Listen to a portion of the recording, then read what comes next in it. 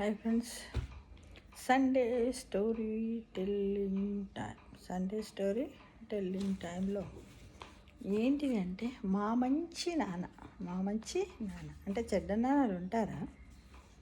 ఏంటి టైటిల్ అనుకుంటున్నారు కదా, అదేంటో తెలుసుకుందాం. ఓకే, ఇంట్లో వయసు చదువుకుంటున్న తండ్రిని రోజుకు నీ సంపాదన ఎంత నాన్న అని అడిగాడు ఒక చిన్న అంటే చిన్న అని ముద్దు పేరు కూడా పిలుచుకుంటారు. మరియు ఏజ్లో కూడా చిన్ననా, మరి వారి ముద్దు పేరు చిన్ననా ఏంటో. ఆ ప్రశ్న విని ఉలిక్కి పడ్డాడు తండ్రి. సుర్రుమని కాలింది. వేరడంత లేడు వీడేంది పిచ్చి ప్రశ్నలు అనుకున్నాడు మనస్సులో. చూడండి, వీడికి ఇంత అంటే దీన్ని బట్టి చూస్తే చిన్నోడే. అడిగింది అమ్మ ఏంది, కోపం వస్తుంది కదా ఎవరన్నా జీతం ఎంత అది అని అంటే మనకి ఎంత కోపం చిరాకు ఉంటుంది కదా. చెప్పునానా పోనీ గంటకి ఎంత ఇస్తారో ఆఫీసులో అదన్నా చెప్పు అని మళ్ళీ అడిగాడు చిన్న. అతి కష్టం మీద కోపాన్ని ఆపుకుంటూ, గవర్నమెంట్ ఆఫీసుల్లో రోజుకి జీతాలు ఇస్తారా? నెలకు 18,000 వస్తాయేమో. ఇక పో, 9 అవుతుంది, పోయి పడుకో గట్టిగానే కసిరాడు తండ్రి. ఏంద్రా గవర్నమెంట్ ఆఫీసులలో గంటకు అట్లా ఇస్తారా? నెలకు ఉంటే ఎంత కొంతసేపా అని ఎలగొట్టే. అంటే పిల్లలు ఈ రోజుల్లో తల్లిదండ్రులను ఎంత అనుకరణ చేస్తున్నారు, వాళ్ళ గురించి ఎంత తెలుసుకోవాలనే ఉత్సాహంతో ఉన్నారో తెలుసుకోండి ఫ్రెండ్స్. చాలా జాగ్రత్తగా మాట్లాడడం కూడా ఈ కథ వల్ల మనం తెలుసుకోవాలి. అంటే వాళ్ళే మనకు ఒక పెద్ద అబ్జర్వర్స్. ఓకేనా ఫ్రెండ్స్? అయినా వదలలేదు. ఆ పండ్లది వాళ్ళ తండ్రి కోపడ్డప్పటికి కూడా వదలలేదు. ఒక్క రోజుకి ఎంత వస్తుందో అది చెప్పు నాన్న, అప్పటిదాకా నేను పడుకునేదే లేదు అన్నాడు మొండికేస్తూ మొరాయిస్తూ. నానా నువ్వు నిజం చెప్పు, గంటకి ఎంత ఇస్తారో చెప్పు అన్నాడు.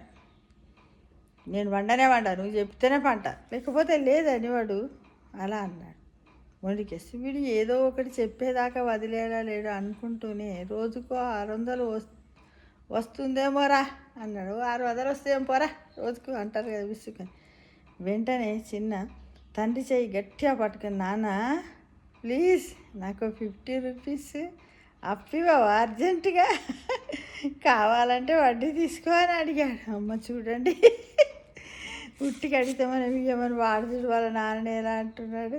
నాన్న నాకు 50 రూపీస్ అప్పివ్వవా అర్జెంటుగా, కావాలంటే వడ్డీ తీసుకొని అడిగాడు. వాడు వడ్డీ ఎక్కడికి వెళ్ళి తెచ్చి కడతాడు? వాళ్ళ నాన్న దగ్గరికి వెళ్ళి మళ్ళీ రోజు అడిగి కడతాడు. అంతే కదా ఫ్రెండ్స్. 50 రూపాయలు అప్ప, దానికి వడ్డిస్తావా? ఎల్కేజీ కుంకవి డబ్బులతో నీకేంట్రా పని? స్కూల్లో ఏం చేస్తున్నా, ఏం జరుగుతుంది ఇంట్లో, ముందు నాకు తెలియాలి అంటూ విసురుగా వంటింటి వైపునకు వెళ్ళాడు. అంతే కదా, పిల్లలు ఏదన్నా అడిగేసరికి తల్లిదండ్రులు కోపానికి వచ్చి ఫస్ట్ వాళ్ళ కోపాన్ని ఎక్కడ తెచ్చుకుంటారు ఫ్రెండ్స్? భార్య మీద, పిల్లలు పెంచడం మీదేనా, ఇంట్లో ఏం చేస్తున్నావు నువ్వు అంటారు. ఎందుకంటే ఇంట్లో హౌస్ వైఫ్ ఉండి తను వర్క్ చేయకపోతే తన మీద యాజమాయిషి. చూడండి, పురుషుల యొక్క యాజమాయిషిని. అరగంట గడిచిన తర్వాత ఇంట్లో ఆవేశాలు చల్లారాయి. తను దురుసు ప్రవర్తనకు తండ్రిలో పశ్చాత్తాపం మొదలైంది. చిన్న పడుకున్న గది వైపు చూశాడు. 10 ఏళ్ళు కూడా నిండిన కొడుకుని చూసి తండ్రి గుండె చెరువైంది. గిల్టీగా చిన్న పక్కకి చేరి, సారీ నాన్న, ఇందాక నేను నీతో అట్లా మాట్లాడకుండా ఉండాల్సింది, తోసేశానేమో కూడా కదా, వెరీ సారీ, ఇదిగో 50 రూపాయలు అంటూ చిన్నాకు అందించాడు. చిన్నాకు అందించాడు. 50 నోటు చేతిలో పడగానే గబాలను లేచి కూర్చున్నాడు చిన్న. తండ్రి ఇచ్చిన 50 నోటును దింపి 50 నోటును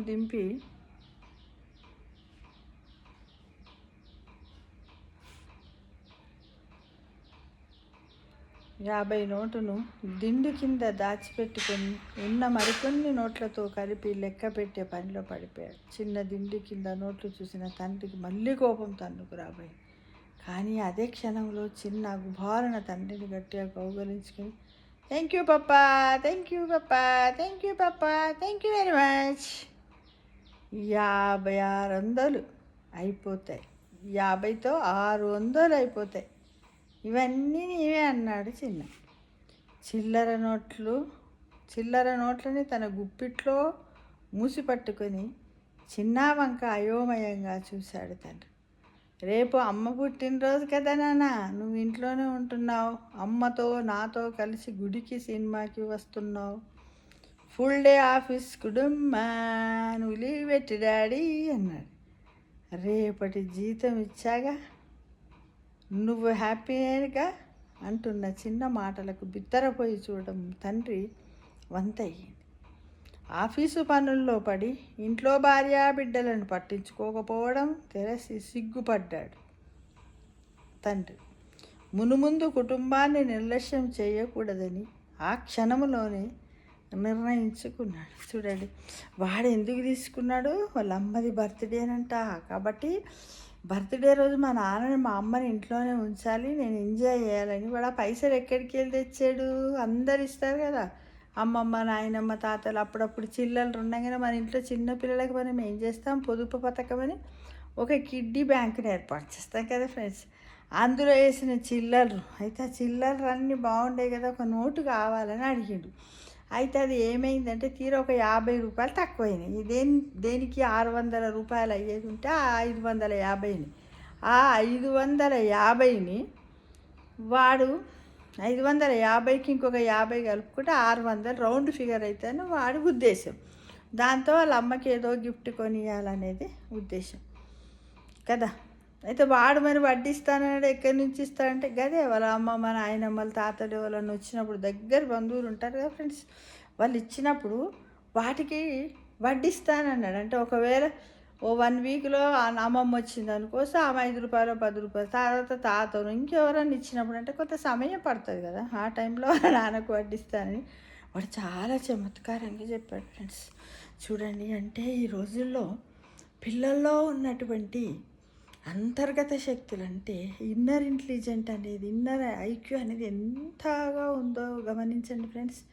ఎప్పుడు మనం పెద్దవాళ్ళము వాళ్ళు చిన్న వాళ్ళని అస్సలు అనుకోకూడదు ఫ్రెండ్స్. ఎందుకంటే వాళ్ళు చాలా క్రియేటివిటీగా రోజు రోజుకి వాళ్ళ యొక్క ఐక్యూ లెవెల్స్ పెరుగుతున్నాయి. మనము పుట్టినప్పటి ఉన్నటువంటి సిచ్యువేషన్ ఐక్యూ లెవెల్స్ అలాగూ ఇప్పుడు ఇన్ ప్రజెంట్ ఉన్నటువంటి ఐక్యూ లెవెల్స్ అలాగూ.